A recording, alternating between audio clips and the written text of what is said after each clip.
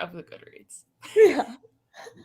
All right, we are live. Hello, everyone. Welcome back to World Hoppers, the collaborative booktube channel where we have a bunch of different booktubers on to talk about all things books.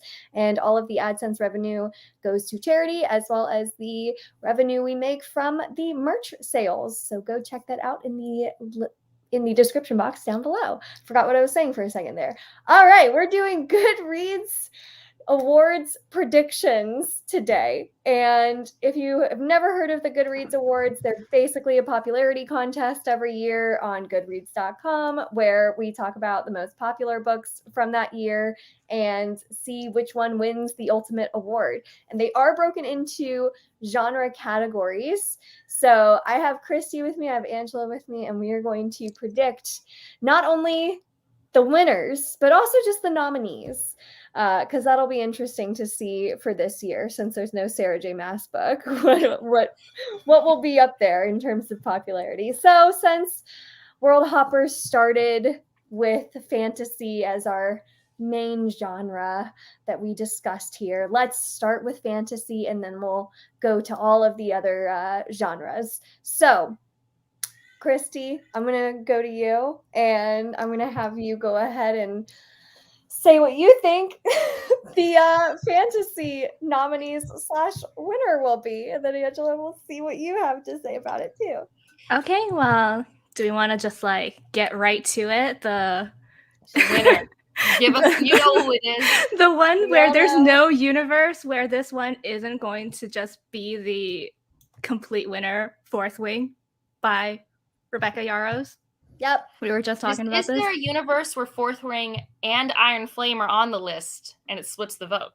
Oh. You know what I'm looking forward to, or is what I think would be so funny is Iron Flame. That's a Iron Flame, right? It's so hyped, but if it turns out to be really, really disappointing and then everyone hates it, and then, when you read a bad sequel, it colors your perception of the first book sometimes, and then it ends up, I don't know, I think that would be interesting. I think if this author wasn't already really well established in other genre, they're a romance author who's dabbling into fantasy romance stuff. So I think if it was a debut author, I could see that happening because we've seen that happen so many times with really strong first books. We'll see what she does, especially because I know I'm the only one who's read it here, but I can see how we're extending the slow-ish burn romance. I don't even know if I can call it slow burn at this point, but I can see how it's, because with Sarah J. Maas, you always know, well, you never stay with the love interest in the first book. You get a new one in the second book. So Yarros is going to do their own thing. I don't know what that is yet. I have suspicions. Yes. Yeah. So Angela, for the crowd that doesn't know how you felt about Fourth Wing, how did you feel about it, since you are the only one of us who's read it? Well, I was seeing all the reviews for Fourth Wing, which came out of nowhere. Remember when all of us were like, what could win this year? Sarah J. Maas isn't on the table. I guess it's going to be JLA, Jennifer L. Martrout, or maybe it's something else. And then suddenly, out of nowhere, here's Fourth Wing. And then we all knew this is the book. And I'd heard about it. People were comparing it to A Court of Mist and Fury and stuff like that. And I'm like, okay, so when my brain wants that, which it does want on occasion, I'll pick that up. And I picked that book up while I was stranded my wedding week in the Panama airport overnight, which I was not supposed to be there.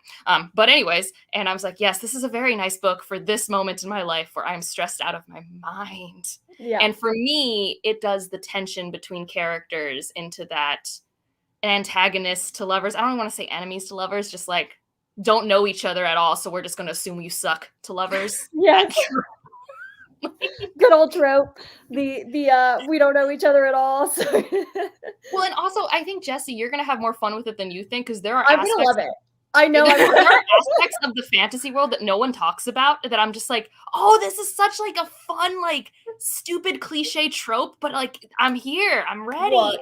I know, I'm gonna love it. So and it's gonna be one of those that I'm gonna be scared to say I love, because I think it knew the assignment. I think the marketing team knew the assignment. I totally get it when people don't like it, but also I think it's not pretending to be something it's not. Right. I truly don't think it's ever at any point pretending to be serious. It's when people are why do the Red Rising books do what they do? It's like, I don't know. They don't make sense. They really don't. They don't make sense. It's kind of like that. You have to really be okay with suspending disbelief. Yeah. Yes. So I guess everyone who is watching, Fourth Wing's gonna win. I mean, that's not even like a question. It's got 600,000 ratings now. It's just like not even interesting, honestly. My library purchased like 500 copies. Oh like, my it's God. wild. So I guess outside of the Fourth Wing craziness, what else, or what's going to be nominated? What's going to be second place, third place? Because that'll be more interesting to talk about since we all know what first place is. Chrissy? Oh, me? Okay. Well, I know a really hyped one that I'm actually kind of excited for as well is Swordcatcher by Cassandra Clare. Yeah. I think that either just came out or is coming out. It is out because I was at the bookstore today and it was on the shelf and I touched it. I thought that was a November release for some reason. I don't know when it came out. It came out recently, but the hardback was at the store and it's pretty. It's pretty. Yes. October 10th, it did come out. And it's her first adult book outside of Shadowhunters. So I'm kind of like cautiously optimistic because I can count more YA adults who transitioned to writing adult and did not so well than ones who did it well. So yeah. Let's hope it's not another Book of Night. That one was so hyped. Everyone was so interested to see what Holly Black was going to do in the adult space, and it flopped harder than I think any other like hyped book that I've seen. The number of shelving could not save it last year. Its rating was too low. Wow, it's just unbelievable. So let's hope it's not that. It doesn't seem like it's going to be. I'm looking at the early ratings and it has a 4.02 on Goodreads so far, which isn't bad. That's pretty good. Bethany gave it a 4.5 recently. Oh. Wow. And Bethany said that surprisingly there is still a romance component because it's Cassandra Clare, but it's not as strong as like the Shadowhunter books. So like I think some people will be disappointed because maybe it's more balanced. Like maybe more like Foxglove King and less Fourth Wing in terms of our fantasy romance compilation. Yeah. That reminds me of the video that Elle did recently on Immortal Longings, where it's like authors who have an established audience and then they write something new, and it kind of like the established audience doesn't really love it per se, but then it has a hard time like finding its right audience. So it will be interesting how this book does. Yeah. I'll be curious. The other thing I think would have been high up there, if not for Fourth Wing, is Hellbent by Leigh Bardugo. That came out this year. It's up there. That was a super popular one when it first came out, and I saw a lot of people really liking it. Yep. I need to reread Ninth House before I continue on, but I feel like Leigh Bardugo's always up there. She's always been up there. When I did a project earlier this year reading all the young adult releases, I always skipped her books because I didn't want to. I liked watching Shadow. What's hers is not Shadowhunters. It's a different word. Grishaverse. I liked watching the Grishaverse until season 2 came out, and then I was like, well, I'm sad now. I didn't like season 2 that much, but I loved season 1, and so I'm like, I'm just watching the Grishaverse. I'm not going to read it, but like every year, her books were just always at the top. She is so popular. Yeah, absolutely. So I definitely think that one will show up as a pretty high up there. Same with Serpent in the blah blah blah Wings of Night thingy. What's the one? Oh, it's gonna be Ashes in the Cursed King or something. That's the sequel. Ash Cursed King. Oh, did the Serpent thing come out last year? Ashes and the Star Cursed King. There it is.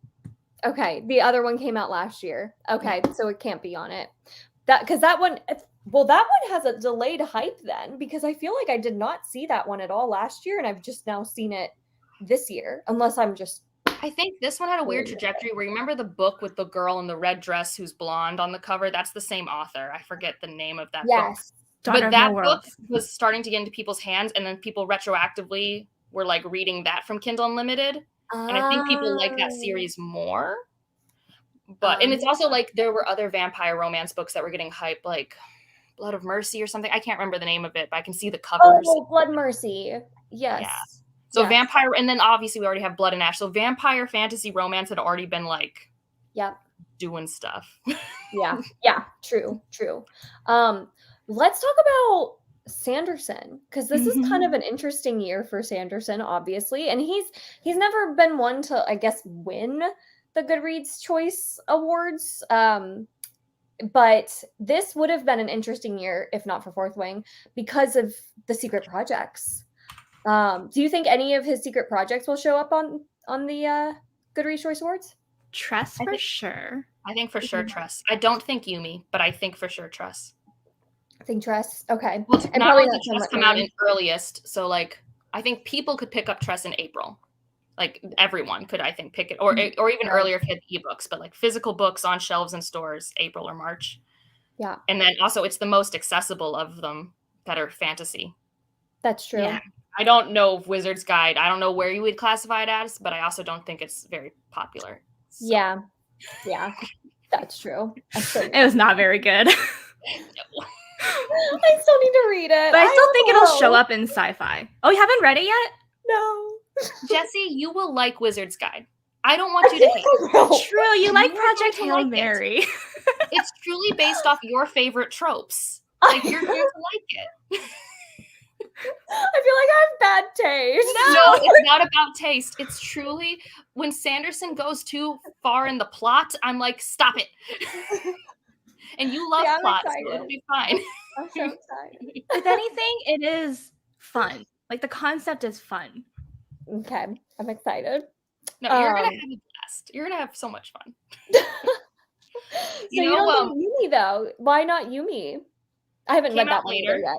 Like, the hardback literally just dropped in stores. Oh, okay. That's true.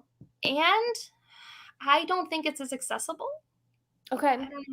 I mean, people might pick it up, but I do feel like some people, if they're like getting into Sanderson, they're still not going to get into Sanderson with Yumi. Right. Right. Like if someone is told by their friends, read Sanderson, it's still going to be Way of Kings or Mistborn. Right. Those are the two that like casual people pick up first. Yeah. Like Mistborn is still his most sold series. Yeah. So. Yeah. True. Tress has a lot more ratings too, because they came out earlier. Yeah. So Day of Fallen Night is another one by Samantha Shannon. I think that one will show up, as well as The Adventures of Amina Al-Sarafi. I feel like these were the ones that everybody was so hyped for at the beginning of the year. And I've seen like mixed reviews, but the people who enjoy them seem to really enjoy them. So I think that those will show up. Can you think of any others that I have? Well, so what's weird is you have to remember this fantasy category. So the majority of Goodreads people are not fantasy readers. The majority of them are general fiction, historical fiction readers, usually women who also read romance. That's why we get a lot of fantasy romance. So you want to also look at the book of the month books that are fantasy adjacent. Yeah, that's a good point. I have a few of so those. Like, for example, I was shocked when I was looking at most popular. We have Wayward by Amelia Hart, which I think is more of a historical fiction, but it has like magical realism, speculative stuff. Last Tale of the Flower Bride, do you think that would be in fantasy? Which I would totally vote for. I love that one. I mean, having read it recently, I understand when people are like, this is not a fantasy book, but it's so atmospherically fantasy that like I get it, but also I'm like, no, it's fantasy. I don't know why someone can tell me it's just the genre epic fantasy. But it's like it's not even magical realism, like it's gothic, and it's just I'm still not sure what's real by the end of that book, and I think that means it's fantasy. I interpreted the fantastical elements much more like a metaphor and wasn't actually like happening, which is why I don't consider it fantasy, but I can see your point that like the atmosphere of it does feel very fantastical. So I can see that for sure.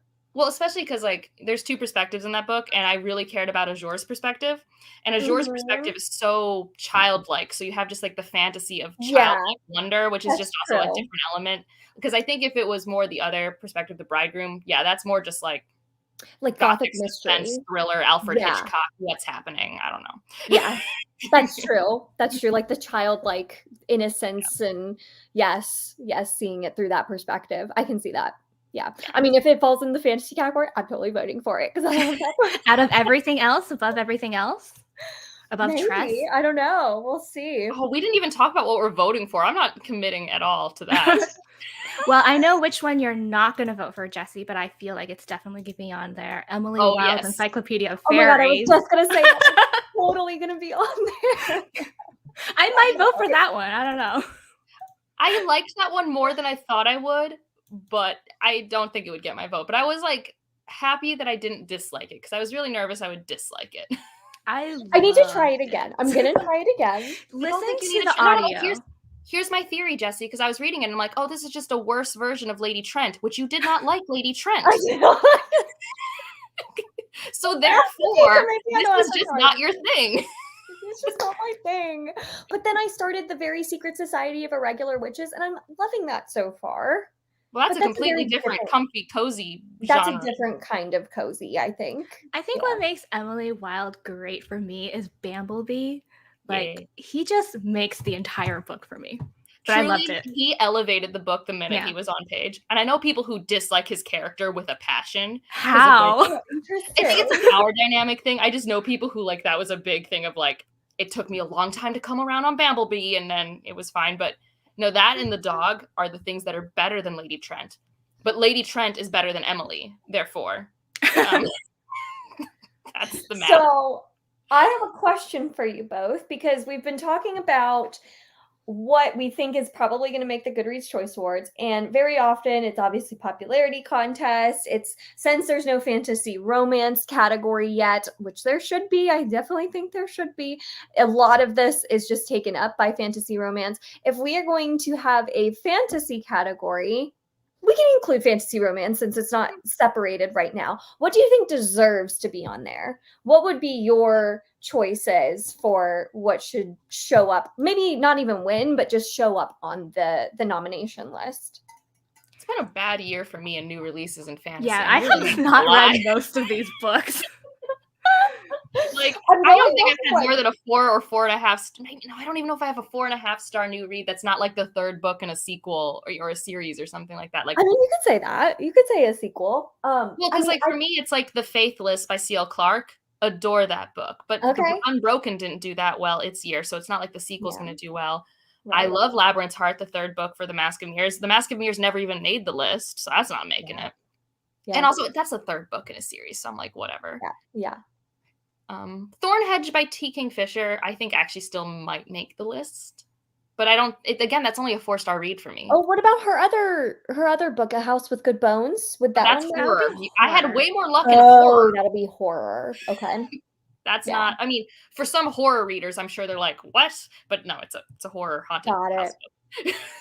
I think based off of reviews I've been seeing, again, I have not read a ton of fantasy new releases, so I'm kind of basing my opinion off of like other people's reviews that I've been seeing. But I feel like The Will of the Many by James Islington has just been so praised in the community. So I feel like that one would make sense to show up. Same with like the book that Wouldn't Burn by Mark Lawrence. I've seen a ton of praise for, so I feel like the book that wouldn't burn will have a better chance than The Will of the Many. Maybe, yeah, because it's not quite as like big epic, maybe. Well, it's definitely not as big of a book, so there's that, but it's also a book about loving books, which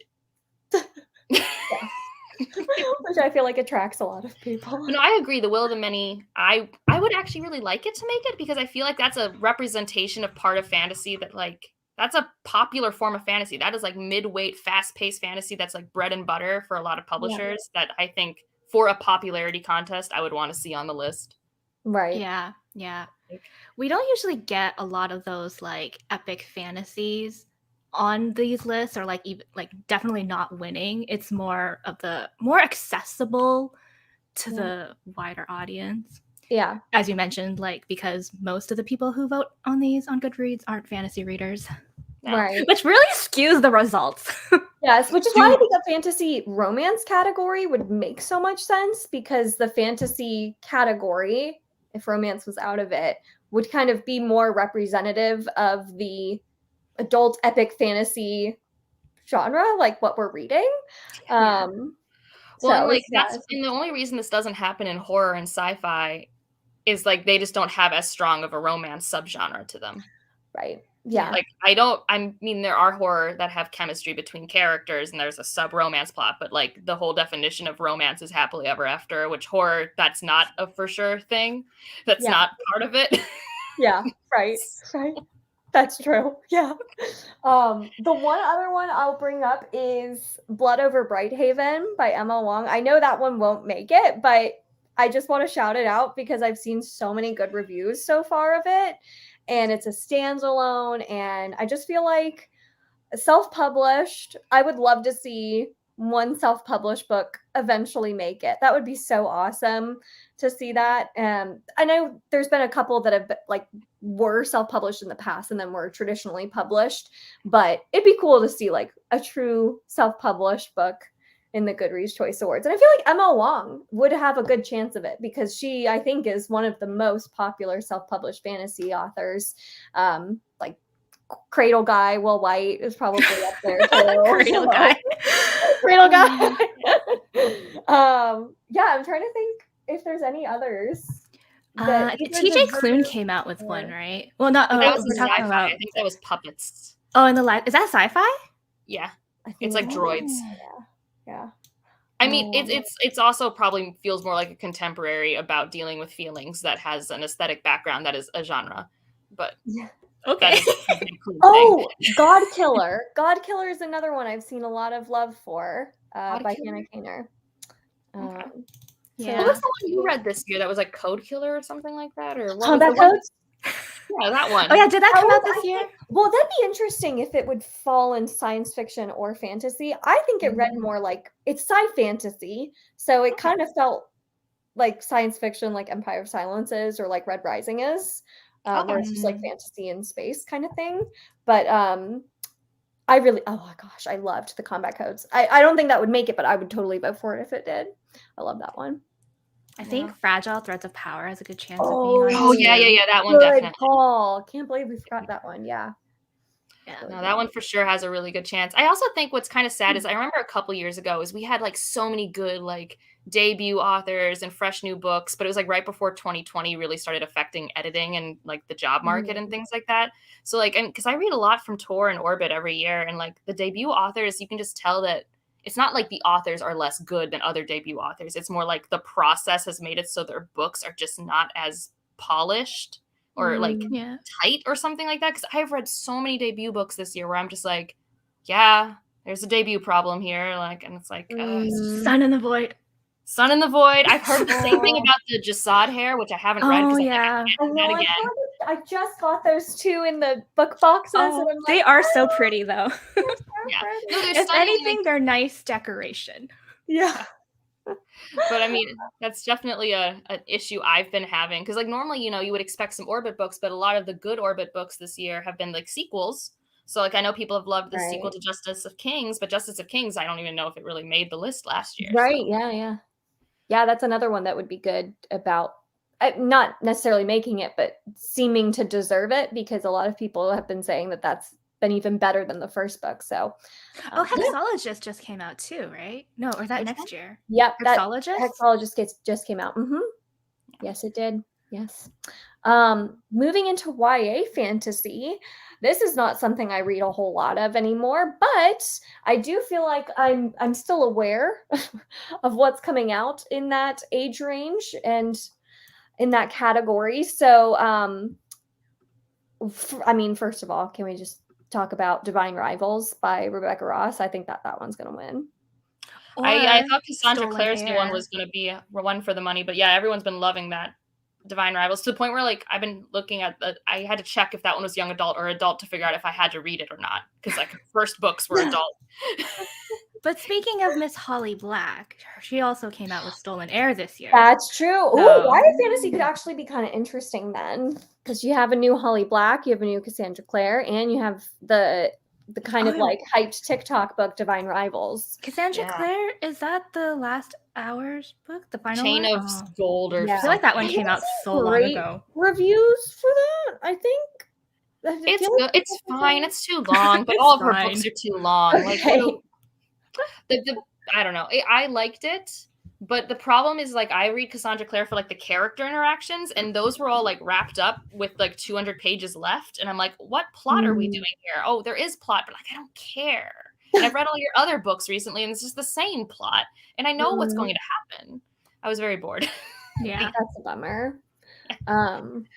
Yeah. The other one that I have been seeing just so much love for is A Curse for True Love. The Oh, yeah. who's that author? Stephanie Garber. Stephanie Garber. I was gonna say Stephanie Meyer. That's Twilight. That's Twilight.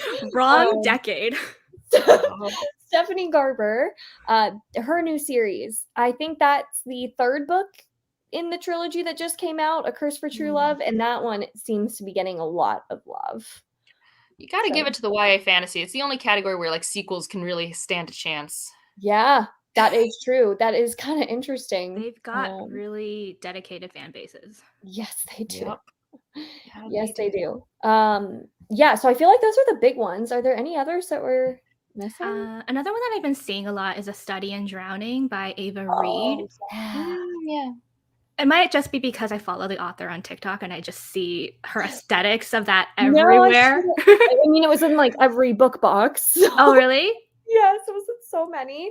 So, I mean, it was like Owl Crate, Goldsboro, and Illuma Crate. So, yeah, it was all three of them. You think they'd want to have like exclusive rights to books when they sign these contracts? Like, I mean, I'm not a book box person, so like I don't have any horse in this race, but I mean, the more book boxes, the more money they get, I suppose. Well, I just meant for the book box publisher. Like if I was a Lumacrate, not the person selling the book, I'd be like, well, I want to be the only one with the special version of X book. Yeah. Right. Like that's how I would think as that company. That's true. Maybe A Song of Silver Flame Like Night by Amelia Wenzel. Oh, yeah, that came out this year. I saw a lot of good stuff about that one. I think that's kind of the only ones I can think of. I have Mysteries of Thorn Manor by Margaret Rogerson. Yeah. Yep. Yeah. That's the sequel to Sorcery of Thorns, right? Yes. I know that one was really popular. And it's a novella, right? Actually, I don't know. Could a novella get nominated? Yes. Okay. I think so. Well, considering I think novellas have gotten nominated. Like T. Kingfisher has had a couple books. Like wasn't What Moves the Dead on a list? That's a novella. Okay. Yeah. I don't think there's a page length. It's literally just how often are you on people's want to read shelves and what's your rating. Like it's how many shelves are you on, period, and your rating. God, that's such a bad metric to go by. And sometimes I think there is a human hand that goes in there and does a little bit of nudging to make it look less white sometimes, but like I think last year. They did that. They definitely did that last year, which is nice. But I was just thinking, I just had a YA one of my top. The new Sanderson YA that could make it if it comes out before November 15th. Defiant? Because Cytonic and Skyward and Starsight have all made it. They've never won, but they've all made it. Because it's a fantasy sci-fi section, right? Which there aren't that many YA sci-fi, but that's interesting. Yeah. Oh, I'm not. I own Cytonic and I still haven't read it because I'm so. Oh, Cytonic! I put Cytonic down. I did not finish it. I am like, I think it's partially like knowing your reaction, Jessie. I'm like, I'm kind of like not feeling this. I know, and here's the thing: because I've read Reckoners, I have a strong sense of I think I know about what he did, and I'm like, I hated it when he did it in Calamity and Reckoners. I don't. And it's not like a Cosmere book, so it's like I don't have to. No, we're not going to go on a Cytonic rant, Jessie. I'm not going to do it, but I'm still so mad about it. I'm still so salty. But are you still going to read Defiant? Okay. I'll read Defiant. We'll see. Let's talk sci-fi. Ooh, this is going to be a harder category. This is something I can't really touch on much at all because I'm so behind on my sci-fi reading. So I feel like we have 2 books on this list.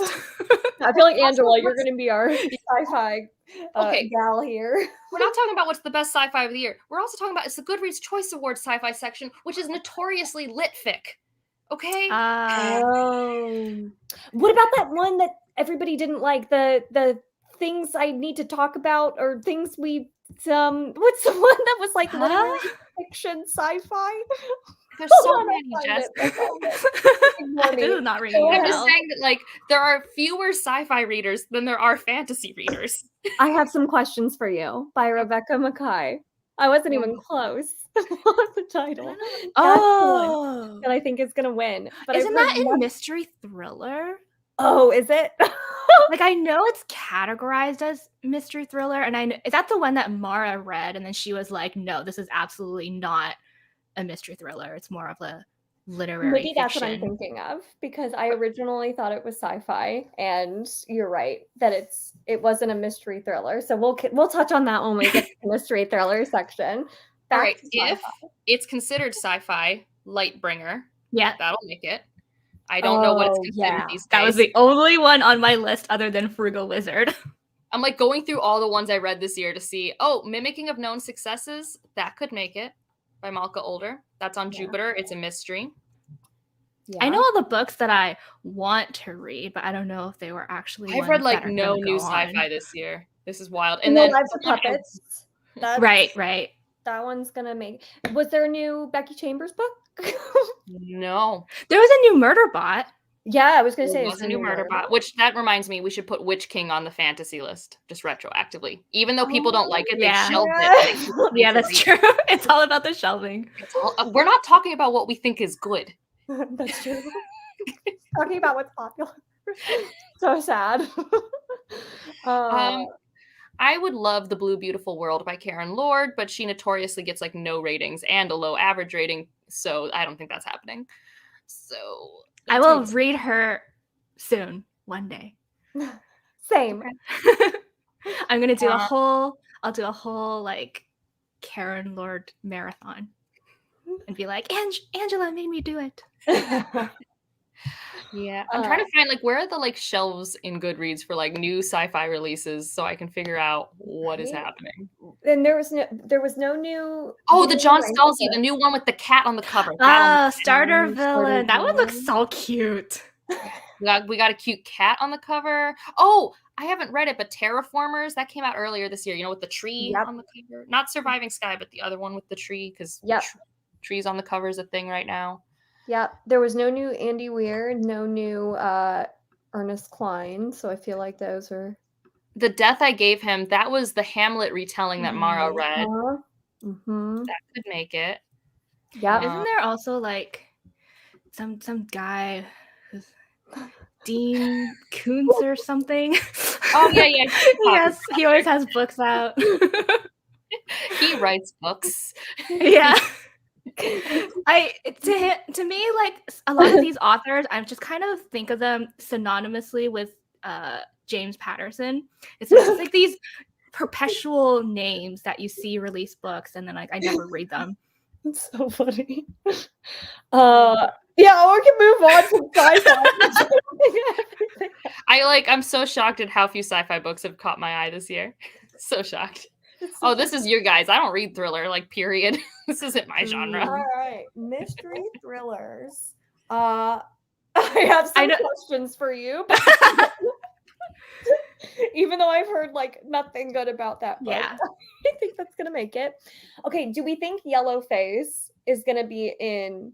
It's going to be in fiction. Fiction? Yeah, it's going to be in fiction. It's not going to be... It's a satire, right? And it's going to win fiction. Okay. Oh, you think it'll win fiction. That's fun. I like that. I do think the new Stacey Willingham, All the Dangerous Things, will be on the thriller list because that's a very popular author. Let's see. The Last Word by Taylor Adams. I was waiting for you to say that one. I keep forgetting that book came out this year because everyone has talked about it so much that I feel like it. It's so bonkers, Angela. You would have so much fun with it. It's so good. Listen, I don't know what I have against thrillers. I actually have nothing against them. I don't think I've ever read a bad thriller, but I just don't pick them up. They're so fun. I do feel like they are like a one and done kind of deal. Like once you read them, like you're not thinking about it too much after. It's just like, oh, it was a fun ride. Yeah.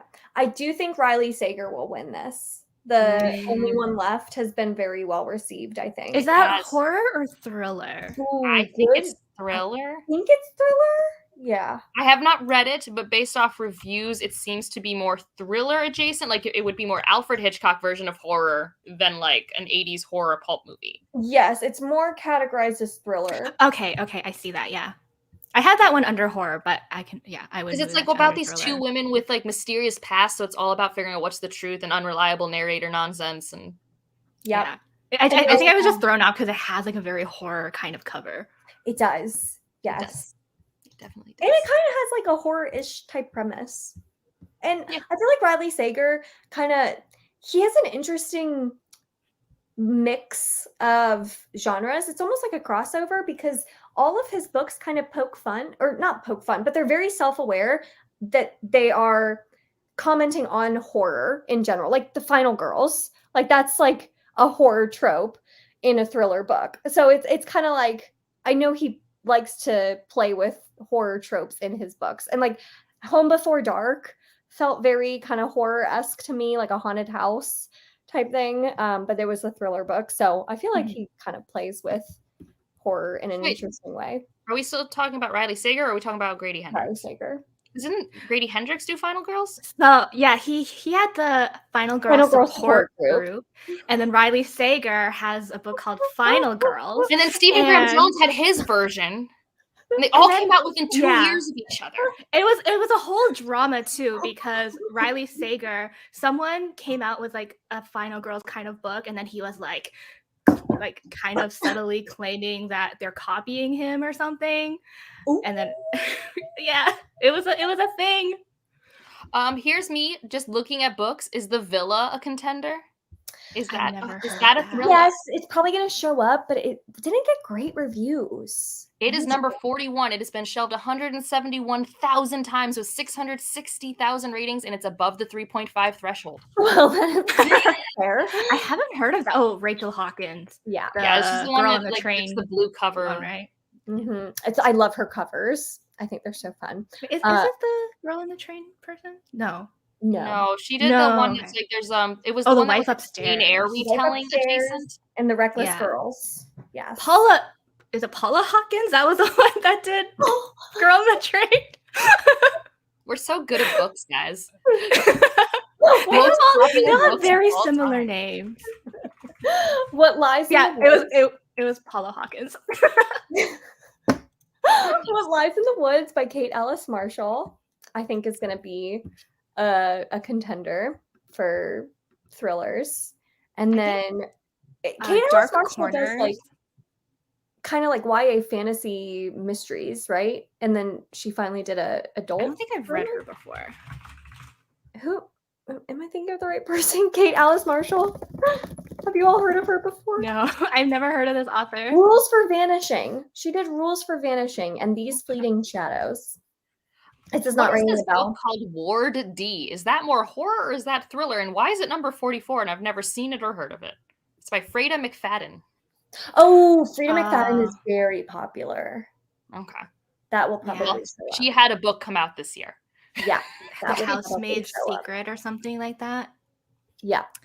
I think Dark Corners by Megan Golden. That is the sequel to her other book.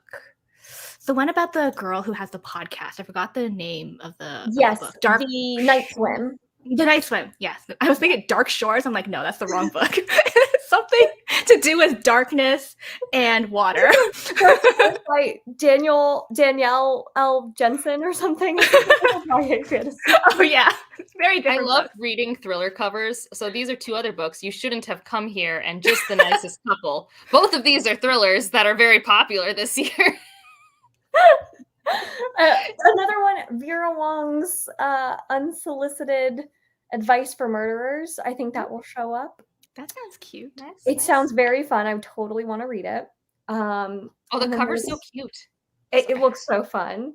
Just like any thriller that shows up in Book of the Month. Yeah, basically.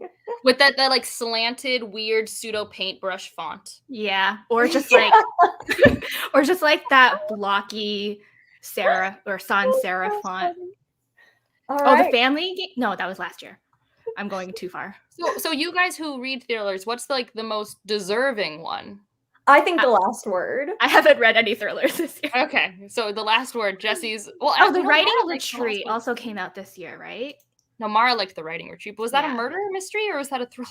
That has a really low Goodreads rating, which I'm shocked about because I've heard good things about it.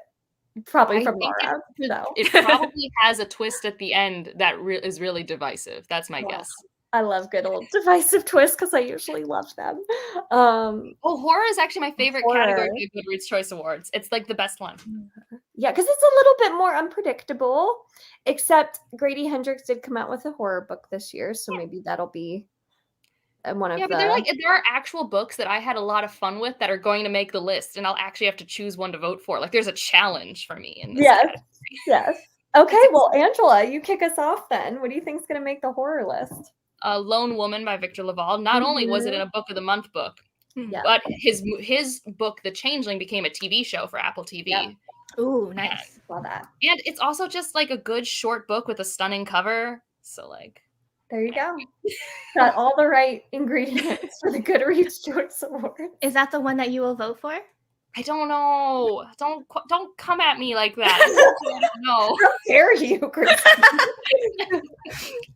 It's like the one thing that got me excited because like the other one is the T. Kingfisher that came out. Yeah. And I read Our Share of Night. I don't know if that'll make it, but Our Share of Night's really good. I really want to read that one. I feel it's like so long. It is long. I feel like what I've been hearing about it makes me think I'm gonna love it. I don't know. I think if you're in your like Stephen King, I want to read a long, chonky book that is not paced in any reasonable way mindset. Yes. Well, there you go. You're not going to have a good time. Or what you can do is you consider it not one book. You consider it 7 books that are all connected. And then you have reasonable sized books within the book. Okay, that's true. I could do that.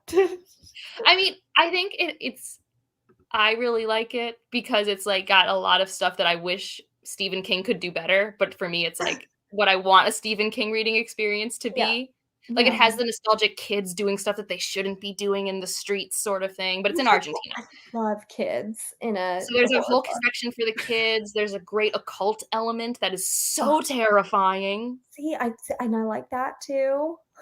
The atmosphere is top notch. The audiobook's good. Physically reading it's good. I mean, immersion reading. I'm sold. I'm just saying, but you have to accept that it's indulgently paced. Like there are no chapters, and like part 3 is like 300 pages. Like it's indulgent. There are no chapters. Instant. Was that like an instant deal breaker? There are breaks in the page. There are breaks. It's not just like words, but yes, there are no chapters. The audiobook is really hard to sync with the physical when you're... Oh, no. Oh, my God. I can't imagine. Yeah. And the paperback's out now, and it's at least a reasonable size. The paperback's like this. The hardback's like this. It's got Bible pages. Anyways, I would love for that to make the list. And honestly, in terms of like art, I think that's my favorite horror art I've read this year. Maybe not my favorite reading experience. Interesting. Like I said, I've had way more fun with horror this year in new releases than anything else. What the Stephen King book, Holly, will that fall under horror or will that fall under thriller? Where did the it's the 3rd book in a series or something. What does that series usually get thrown into? The one with Mr. Mercedes? It's the Holly Gibney. If it's Stephen King, they'll just always put him in horror. Well, because sometimes they do put his murder series in the murder category. It depends. Is there a murder category? Yeah, well, I call it murder, but you're right. It's not actually murder. It's mystery. But like, if you're reading a mystery book without murder, is it a mystery book? I think they put Mr. Mercedes in thriller, and the only reason I think that is because I think Mara's video reading the last 10 years. Yes. Oh, did you do thriller? Poor Mara. Poor Mara.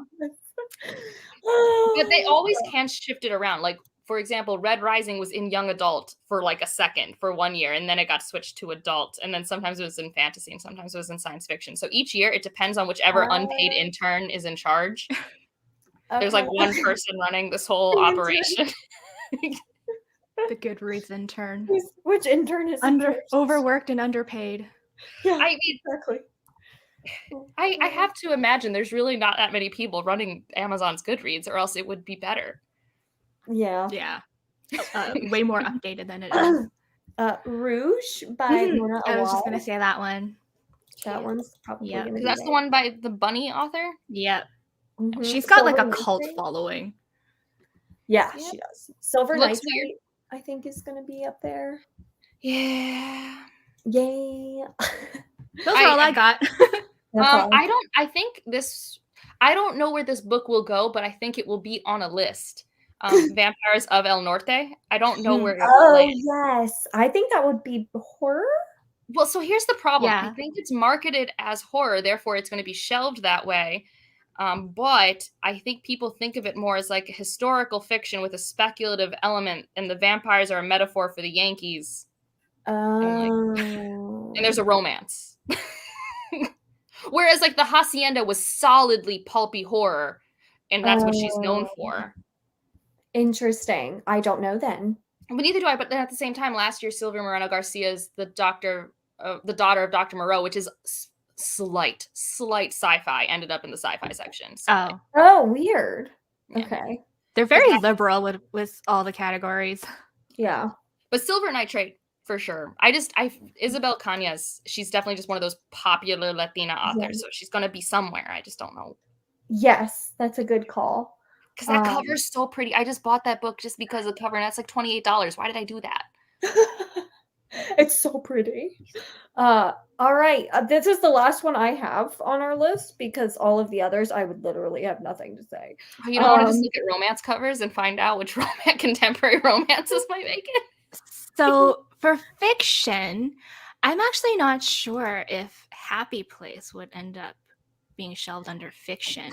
She's always put in romance though. Like she's always. But this is the first year where I've actually seen bookstores shelve her books under fiction, and then Happy Place, when it was released, it got a hardback release first, which romance books never get. So they're actually publishing it as fiction now.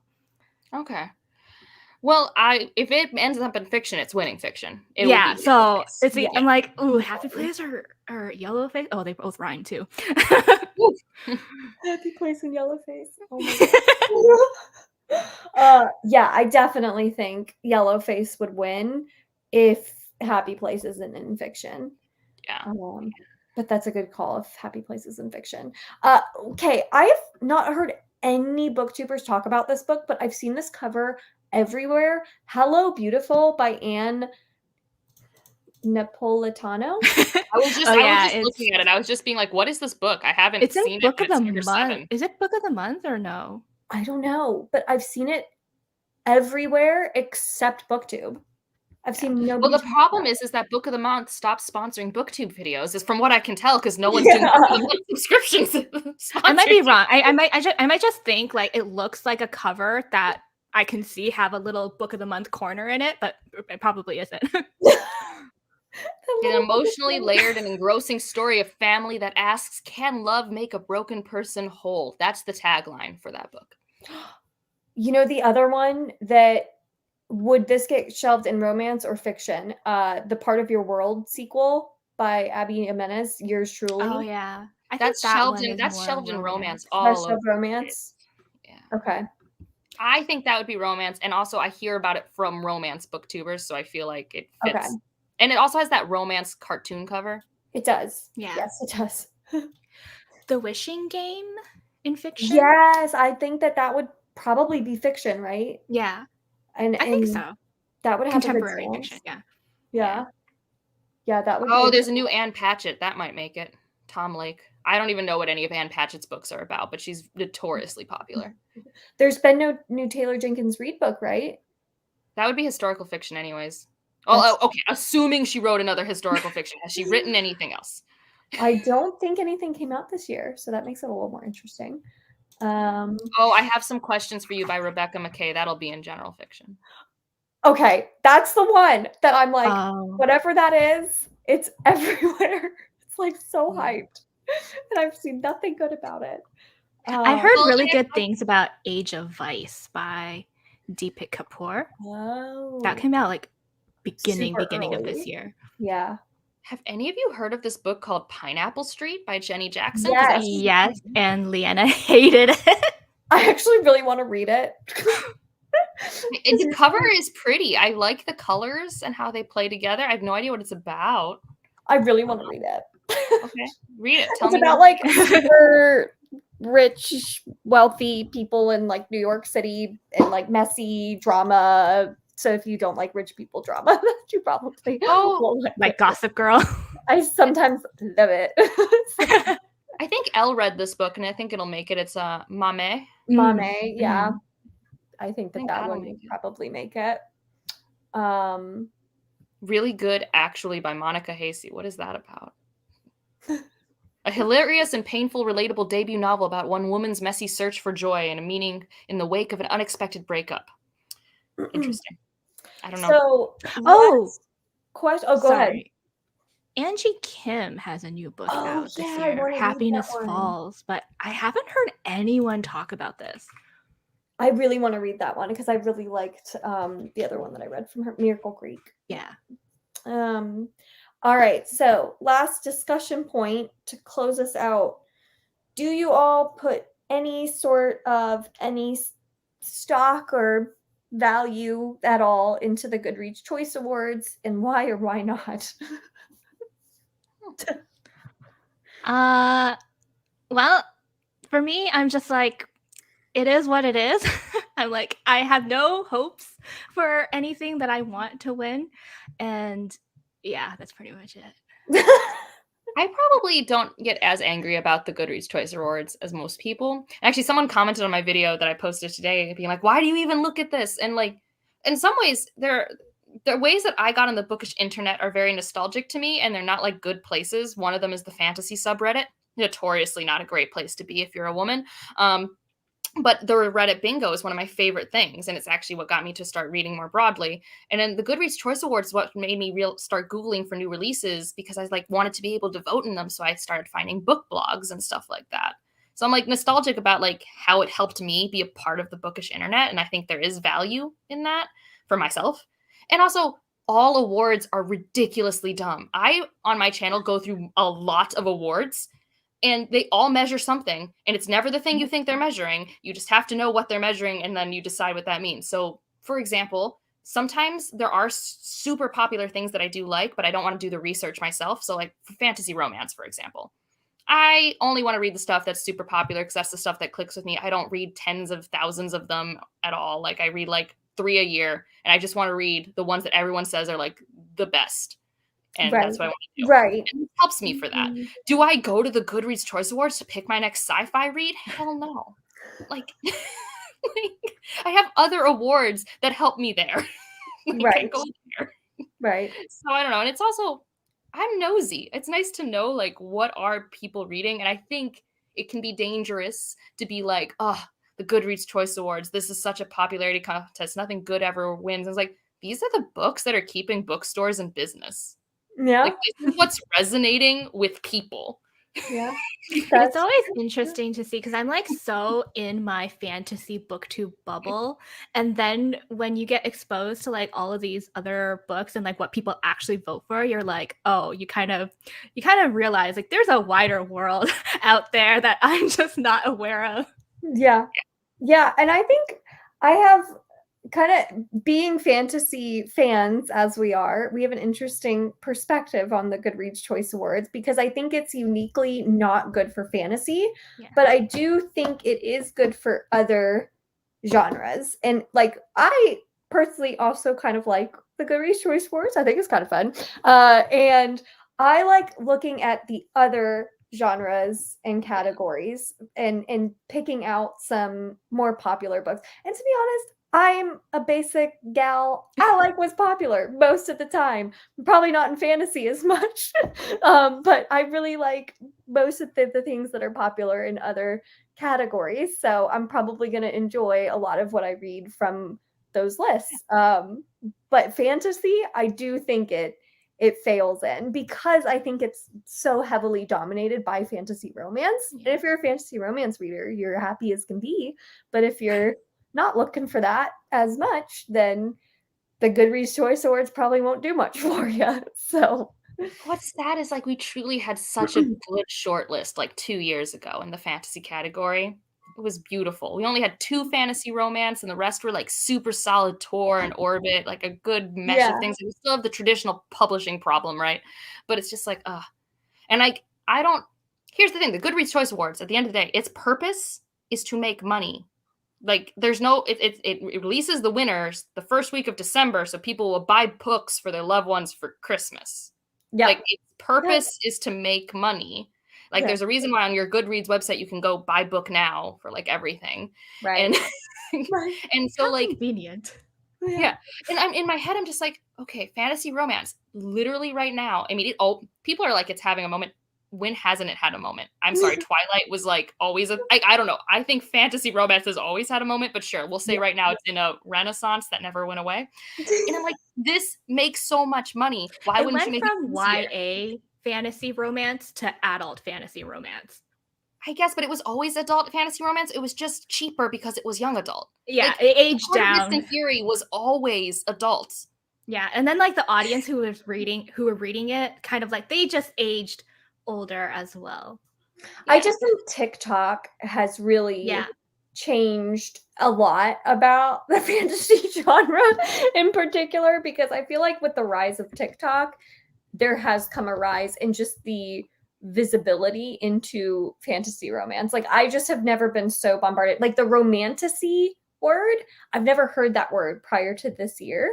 Yeah, I don't like it. I'm not a fan because it's not less work than fantasy romance, and it just sounds really dumb, in my opinion. But I don't get to decide You what say words. one syllable. It's like we already had a word for it. It's like I think it's part of it in my head. It's just like sure, it's more popular, but fine. Regardless, it's more popular. Make a category. It makes it easier for people who want that product to buy the product, which is the whole point of genre distinctions. That's like I hate genre definitions. That's just like the whole point, though, is to put things in boxes to help people buy the thing more easily. It's like the whole point. Yes.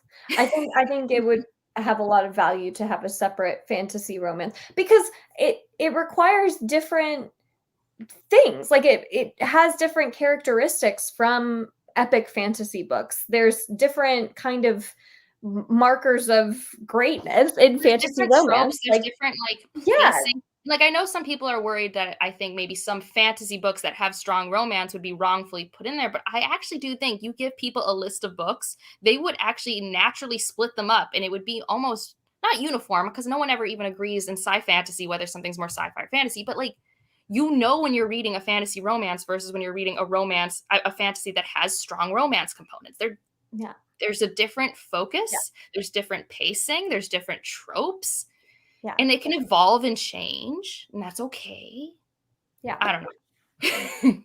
Yeah. But I don't know why it won't happen other than maybe just laziness. Like, because it would make them money. I don't get it. It would make them money. Yeah. Yeah. Who knows? Maybe this year might be the year. I do think there seems to be a